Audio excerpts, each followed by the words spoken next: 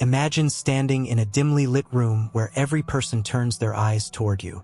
Their words falter, their confidence evaporates, and though you have spoken nothing yet, a silence heavier than stone descends. They sense something, not brute force, not overt dominance, but a mind sharpened like a blade, a presence that bends the atmosphere itself. What is it that makes one human mind so piercing that it paralyzes others? Is it charisma, power, or something darker, a kind of ruthless clarity? To build such a mind is not about theatrics. It is about engineering an inner architecture so cold, so calculated, and so immune to sentimentality that others instinctively hesitate in its presence.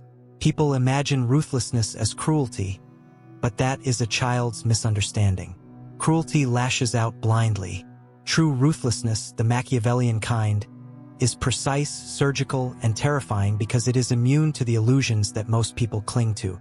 The average mind is full of noise, desires for approval, fear of being disliked, a hunger for moral justification. These are the chains that prevent ordinary people from seeing reality as it is. They want the world to be good, fair, or at least understandable. But the Machiavellian mind cuts through these illusions like a razor through silk. It is not concerned with what should be, only with what is, and more importantly, what can be bent to its will. Consider this paradox. The ruthless mind is not without feeling. It is in fact acutely aware of human emotions. But unlike others, it does not become enslaved by them. It studies them, dissects them, and then deploys them as weapons. Where one person trembles in the face of anger or guilt, the ruthless mind calmly calculates how that anger might be redirected, how that guilt might be magnified or erased. It is not emotionless, but it treats emotions like tools. This mindset begins with stripping away illusions. Ask yourself, when was the last time you told the full, unvarnished truth about your motives, even to yourself? Most people cannot endure such honesty. They tell themselves they act from compassion, from principle, from justice. But underneath, what drives them? Hunger for respect, fear of exclusion, lust for control, or the desperate craving to be remembered. The ruthless mind begins where others stop, at the raw recognition of these motives, without shame or denial. Niccolò Machiavelli, the Florentine statesman so often misquoted, said plainly, "It is better to be feared than loved, if you cannot be both." That line is not an endorsement of tyranny, but of realism. Love is conditional, fragile, easily withdrawn. Fear, when cultivated with skill, endures. The ruthless mind understands that human attachment is not built on purity but on leverage, on pressure points hidden beneath the skin of civility. To paralyze others with your presence is not about loudness, nor arrogance. It is about becoming a figure of unsettling clarity. When people look into your eyes and realize, perhaps subconsciously, that you see them stripped of their excuses, their pretenses, their masks, something primal grips them. They know they cannot hide. They sense that you could dismantle their defenses with a word or a silence. That is the essence of ruthlessness. Not noise, but silence heavy with unspoken calculation. But this transformation is neither quick nor easy. To cultivate ruthlessness requires dismantling the internal scaffolding that most people lean on for comfort. You must learn to view loyalty not as sacred, but as conditional. You must regard morality not as universal, but as context-dependent. You must become fluent in contradiction, willing to hold two opposing truths in your hands without flinching. The ruthless mind thrives in ambiguity where others suffocate. And yet, here lies the unsettling truth. To build such a mind, you must confront your own capacity for manipulation, deceit, and cold ambition, not as sins to suppress, but as faculties to master. It is a dark mirror to look into, because once you see your reflection clearly, you cannot return to innocence.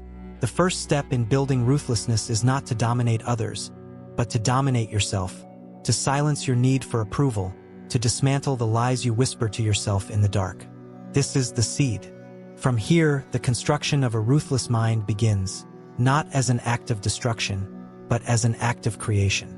For ruthlessness, when understood correctly, is not cruelty, it is freedom from delusion. And freedom, when combined with clarity, becomes a power so absolute it freezes the unprepared. The most dangerous prisons are not made of stone or steel. They are built inside the mind, lined with invisible bars of fear, morality, and expectation. Before you can command the silence of a room, before your presence itself can become a weapon, you must dismantle these chains. Ruthlessness is not natural, it is engineered, and engineering begins with demolition. Think of the first time you were taught to apologize. Maybe as a child, you grabbed a toy from another's hands. You were scolded, told to say sorry, and you obeyed, not because you truly felt remorse, but because you learned that conformity earns approval. That moment marked the beginning of your conditioning, to value being liked over being true, to prefer peace over power. Such training repeats endlessly until most adults become obedient prisoners to an invisible warden called acceptance. The ruthless mind begins by rejecting this conditioning. It does not mean never apologizing, but rather knowing when an apology is strategic and when it is weakness. Most people live in reverse. They apologize instinctively, seek forgiveness reflexively, and confuse virtue with submission. If you wish to paralyze others with your presence, you must first paralyze the parts of yourself that crave their validation. Psychological reprogramming starts with reframing suffering. Most people run from discomfort, physical, emotional, or social. But suffering is the crucible where ruthless clarity is forged. When you can endure silence without rushing to fill it, endure rejection without scrambling to justify yourself, endure loss without collapsing into despair, you become untouchable. Others may still wound your body, but they cannot wound your composure. And it is composure, above all, that terrifies. Ask yourself, when someone insults you in public, what is your instinct? To defend yourself, to counterattack, to laugh nervously? All of these responses are chains. They reveal that the other has power over you. The ruthless mind does not react. It observes. It makes the silence itself unbearable for the offender. By refusing to be baited, you invert the power dynamic. Suddenly, they are dancing in your shadow, desperate to justify themselves while you remain immovable. This level of discipline demands a conscious detachment from ego. Do not confuse ruthlessness with fragile pride. Pride is brittle. It shatters when questioned. Ruthlessness is fluid. It bends, adapts, and strikes when it chooses. Where pride says, "How dare you disrespect me?" Ruthlessness says, "How can I use this moment?" The shift is subtle, but it marks the difference between a pawn and a player. To accelerate this reprogramming, practice mental exercises that invert your instincts. When you feel the urge to explain yourself, remain silent. When you feel the urge to seek permission, act without asking. When you fear embarrassment, move toward it deliberately. Over time, your nervous system adapts. Fear loses its grip, approval loses its sweetness, and the social scripts that bind others no longer apply to you. The philosopher Friedrich Nietzsche once remarked, "He who has a why to live can bear almost any how." For the ruthless mind, the why is not survival, it is mastery. Mastery of self, mastery of perception, mastery of the battlefield of human interaction. With such a why, every discomfort becomes tolerable, every obstacle becomes training, and every rejection becomes data. This transformation, however, carries a cost. The more you detach from conventional expectations, the more you will unsettle those around you. Friends may whisper that you've changed. Colleagues may brand you cold, unfeeling, or calculating. This is not a sign of failure, but proof of progress. Their unease reveals that you are stepping beyond the invisible boundaries they themselves are still trapped within. And here lies the first true test of ruthlessness: to walk alone when necessary, without apology, without self-pity, and without the need to drag others into your awakening. A ruthless mind does not demand that the world understand it. It only demands that the world submit when it chooses to exert itself. The chains of conditioning are many, but once they fall, something emerges that most people never encounter: a self that is immune to manipulation. From here, the path turns outward. Once you have conquered the prison within, the next stage is learning how to impose that clarity upon others, not through violence, but through psychological architecture that leaves them frozen in your presence. A ruthless mind, once freed from its internal chains, faces its next challenge, translating inner strength into outer presence. For clarity within is useless if it cannot be felt without. The most dangerous weapon is not the thought itself, but the way it shapes the perception of those who encounter it. Ruthlessness must be projected, subtly, deliberately, and with such precision that others feel it before they can name it. Consider the predator in the wild. It rarely wastes energy thrashing or roaring. Instead, it walks slowly, deliberately, eyes fixed, body calm. Prey sense danger not because of noise, but because of an aura, an atmosphere of inevitability. So too with human interaction. The ruthless mind does not flaunt itself with excess words, flamboyant gestures, or desperate attempts at dominance. Its power lies in restraint, in calculated silence, in timing that strikes like a sudden drop of temperature in a room. The first technique of projection is economy of expression. Most people speak too much, revealing their insecurities with every word. The ruthless mind understands that silence is a mirror. When you withhold speech, others project their fears, their doubts, their guilt into the vacuum. They begin to unravel themselves, desperate to interpret your silence. The less you reveal, the more they tremble before what they imagine you are thinking. Next is control of gaze. Do not underestimate the psychological weight of how you look at another. A wandering, uncertain gaze signals weakness. A predatory gaze, steady, unblinking, calm, communicates that you see more than you reveal. But restraint is crucial. Stare too aggressively, and you seem insecure. Glance too briefly, and you seem evasive. The ruthless gaze is balanced. Long enough to unnerve, restrained enough to remain unreadable. Clothing, posture, and voice form the third triad of projection. These are not about fashion or theatrics, but about coherence. Posture should be upright yet relaxed, signaling control without stiffness. Voice should be measured, slightly slower than the average tempo, making others adjust to your rhythm rather than you to theirs. Clothing should align with the environment but always hint at precision. Nothing sloppy, nothing screaming for attention, just enough sharpness to suggest intentionality. Together, these elements form an aura that whispers. This is someone who cannot be ignored. But projection is not only about what you show, it is equally about what you conceal. Never allow others to map your emotional landscape fully.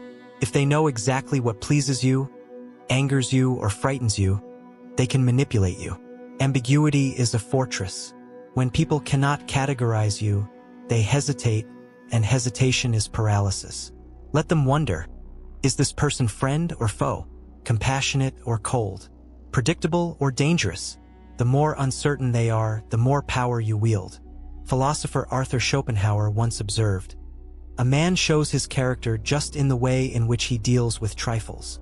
To the ruthless mind, this is a principle of projection. Every small interaction, every casual response, every overlooked detail contributes to your aura. Do you check your phone nervously while waiting, or do you remain still? Do you rush to fill awkward silences, or do you let them stretch until the other breaks?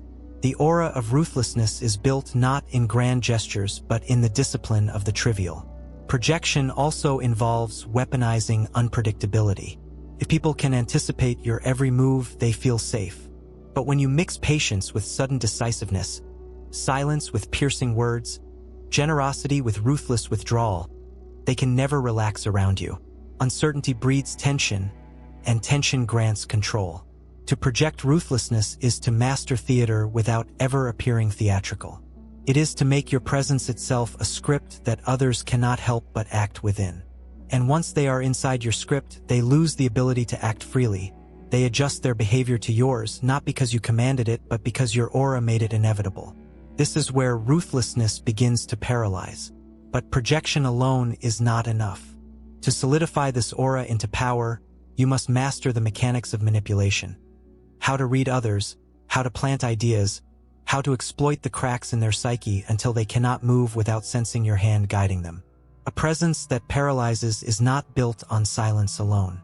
It requires strategy, the careful engineering of influence, the ability to move people as if they were pieces on a chessboard, often without them realizing they have been touched. Ruthlessness matures when it learns to harness manipulation, not as petty trickery, but as a form of psychological warfare. To manipulate is to operate in the shadows of another's mind. It begins with observation. Most people do not listen. They wait to speak. The ruthless mind listens with surgical intent. Every hesitation, every repeated phrase, every small contradiction reveals leverage. A colleague who jokes too often about money reveals insecurity.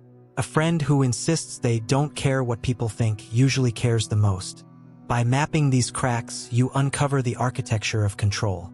Once weaknesses are identified, the next step is subtle reinforcement.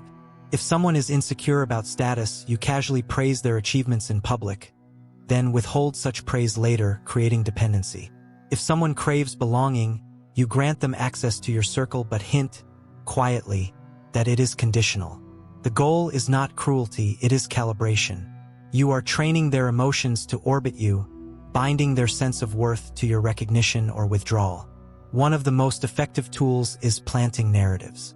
Humans crave stories. They interpret reality not as raw data but as meaning-laden tales. The ruthless manipulator feeds them carefully edited stories that guide their perceptions.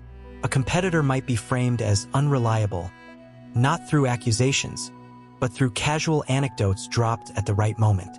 A potential ally might be convinced of their unique insight by reinforcing an idea they already half believed.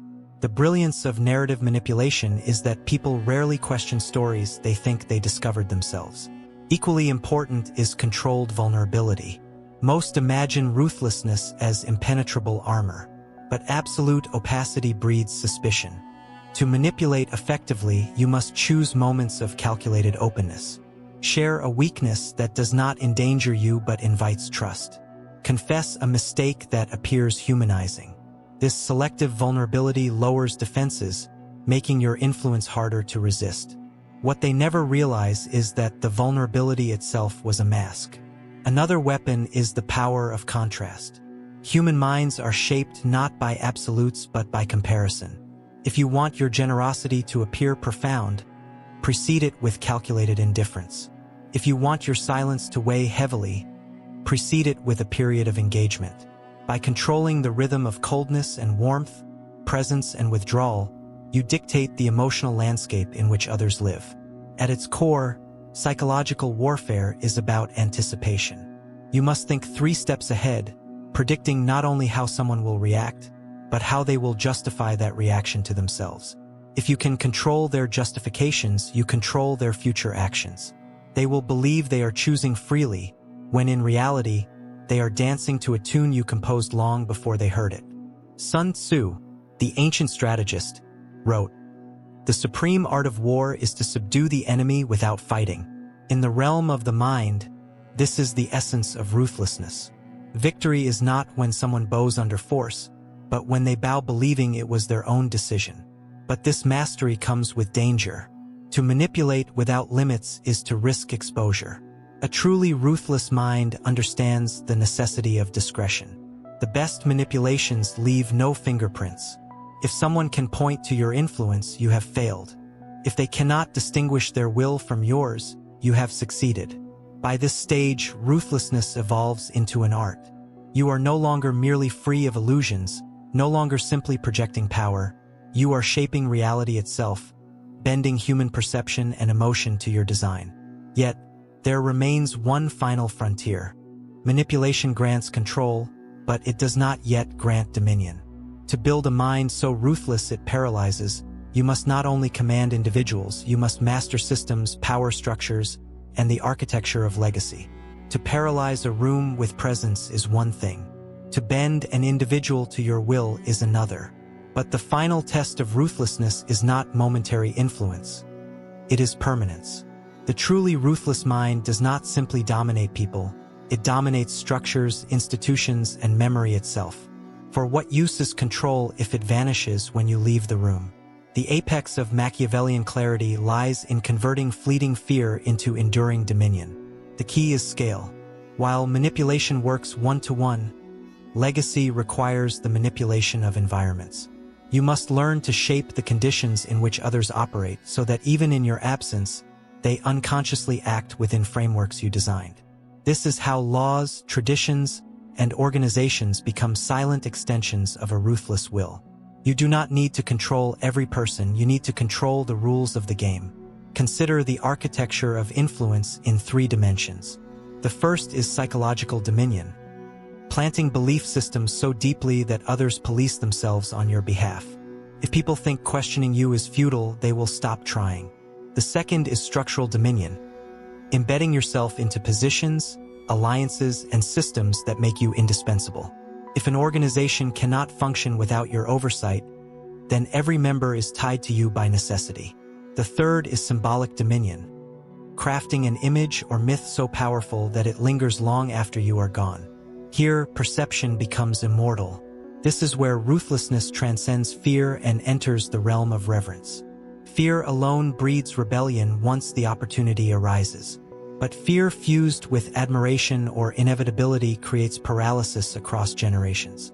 Think of the rulers, thinkers, or even corporate titans whose shadows still stretch centuries or decades after their death. Their names are whispered with awe not because they were loved, but because they were unavoidable. A ruthless mind in pursuit of legacy must also master patience. Power gained too quickly is fragile, prone to collapse. Power woven slowly, strategically, into the foundations of society becomes almost invisible. It is no longer seen as your creation but as the way things are. When your influence becomes indistinguishable from reality, then you have achieved Machiavellian immortality. But here lies a paradox. To build enduring ruthlessness, you must know when to step back. The more visible your hand, the easier it is to cut off. The less visible, the harder to trace. A master of dominion ensures that their presence is felt everywhere yet attributed nowhere. This requires suppressing the ego's need for recognition in exchange for the far greater satisfaction of permanence. Philosopher Thomas Hobbes once declared, "Covenants without the sword are but words."